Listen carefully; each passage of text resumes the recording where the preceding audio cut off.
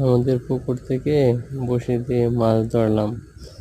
মাছটা মোটামুটি ভালোই ছিল, অনেক বড় ছিল, একটু সময় নিচ্ছে তুলতে।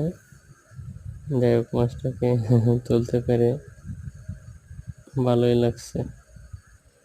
তো ভাবছিলাম মাছটা মনে তুলতে পারবো না, যে জায়গাটায় বসছি ওই জায়গাটা একটু গাছের ঝাপসা ছিল।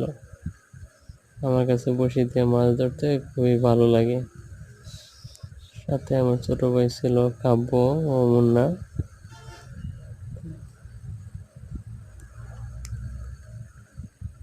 মাছটা খুব একটা বড় না, 1 কেজি থেকে 1200 গ্রাম বা 1.5 কেজি ওজন হবে।